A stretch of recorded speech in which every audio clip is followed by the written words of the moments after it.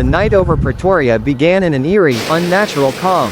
The air hung still, heavy, almost suffocating, as if the entire city was holding its breath beneath a sky thickened by layers of dark, unmoving clouds.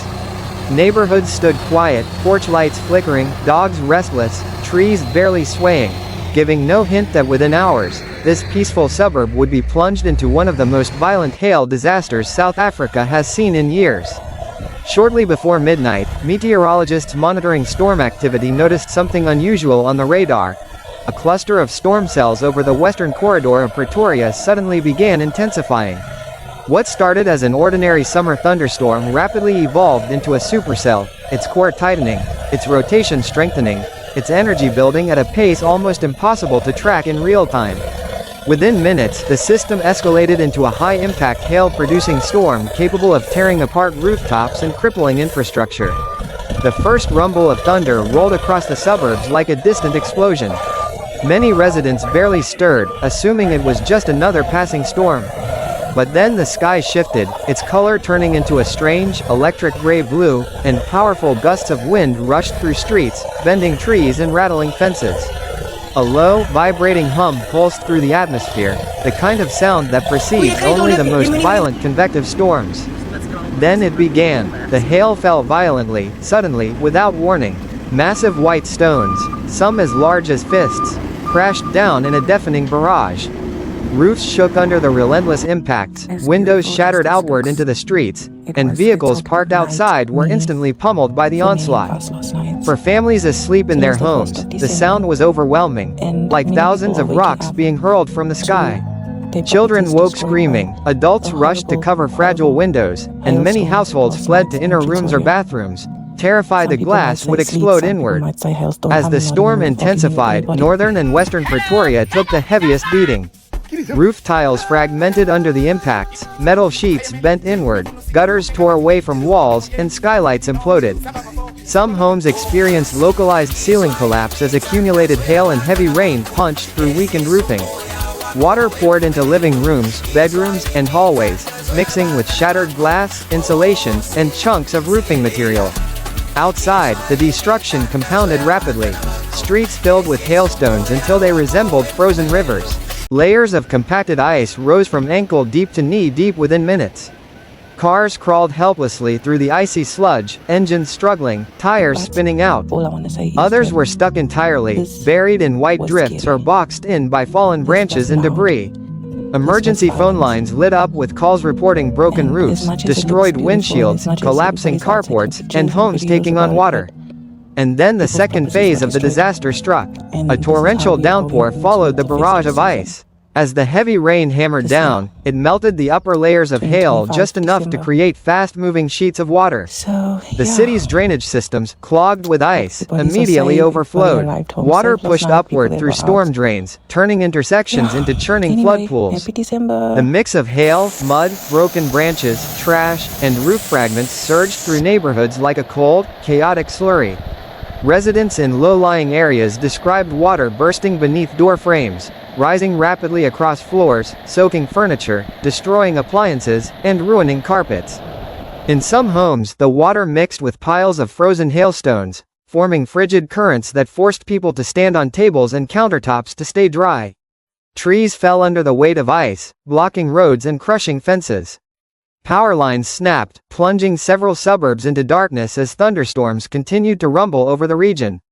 By dawn, the once vibrant neighborhoods of Pretoria resembled a disaster zone blanketed in white. Vehicles looked as if they had been caught in a battlefield, dented, cracked, windshields obliterated. Roofs were shredded or partially collapsed. Yard furniture was scattered across properties. Entire streets disappeared beneath thick layers of compacted hail, mud, and debris. Emergency crews mobilized at first light, but conditions slowed every response. Roads were slippery, buried in ice. Branches, roof panels, and broken glass created obstacles everywhere. Teams moved cautiously, checking for downed power lines, structural collapses, and trapped residents. Some families were evacuated from homes where roofs had caved in or where interior flooding made conditions unsafe. Others huddled outside their severely damaged houses, wrapped in blankets, watching as water drained slowly from streets turned into temporary canals.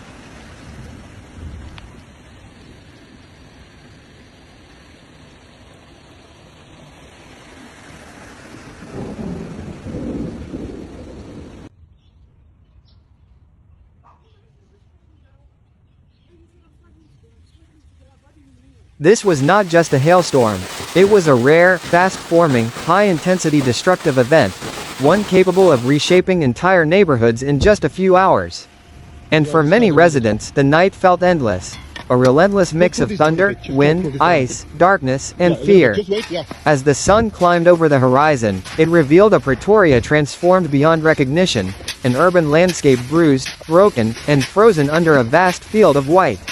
The early morning light exposed the full scale of the catastrophic hailstorm, and what first responders saw was staggering. Entire blocks looked as though winter had descended overnight, yet the destruction was far from peaceful. Roofs lay partially peeled back, garages were caved in, and shattered windshields glittered across driveways like scattered diamonds. The storm had ripped through the heart of the city with the precision of a natural disaster engineered for maximum damage. Emergency vehicles maneuvered slowly through the icy terrain. Tires spun, engines strained, and in some neighborhoods, rescue crews had to abandon standard vehicles entirely, switching to high-clearance units capable of navigating hail-choked streets. Teams worked tirelessly, checking homes door to door, helping residents trapped by blocked exits, and securing structures at risk of collapse due to water infiltration. The smell of wet insulation and splintered wood filled the air as families stepped outside to inspect the damage, some in disbelief, others in tears. Across Pretoria North and Pretoria West, destruction was particularly severe. In these regions, the hailstones were the largest, some the size of golf balls, others the size of apples, smashing through anything fragile or exposed. Solar panels cracked, skylights exploded inward, and garden sheds were beaten into crumpled metal frames. Entire rows of cars were totaled, their roofs dented like crushed tin cans.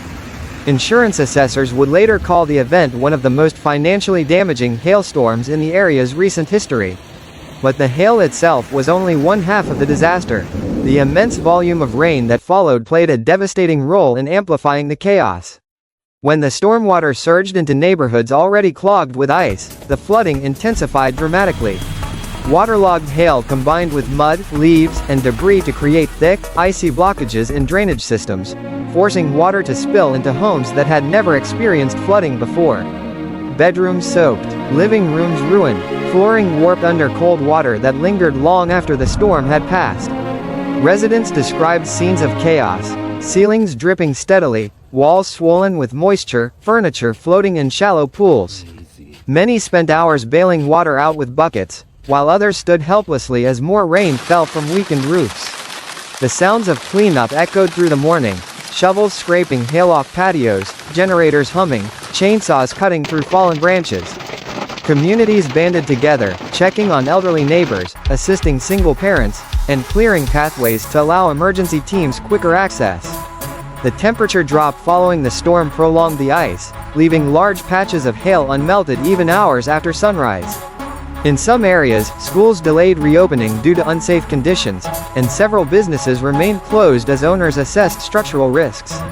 Power outages lingered across multiple suburbs, leaving residents to clean and repair damage without heating or electric tools. The local grid, strained by fallen branches and damaged transformers, required extensive repairs. Meteorologists later explained how the storm developed with such ferocity.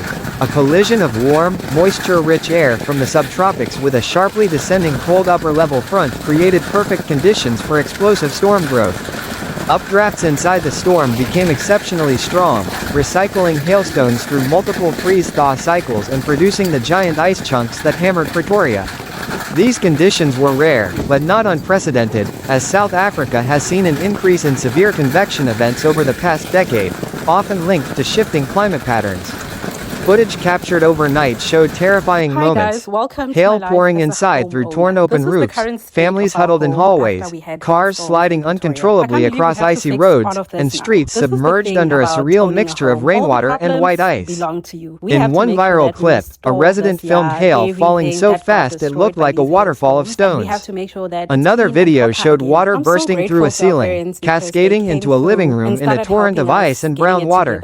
I'm also still grateful that we actually actually have a home. Even though it comes with so much work and responsibility, we still love our home, and it's still a big blessing in our life. We are also just grateful for life, man. No one got injured through all of this. We got 2 broken windows on the kitchen side, but that can be fixed. So yeah, guys, this is where we are right now. It's a lot of work, but we will definitely get it together with the help of our loved ones. I hope you guys are safe through these heavy rains. I think these hailstorms were only in the north and west sides of Pretoria. But yeah, be safe, guys. Thank you for watching. Bye.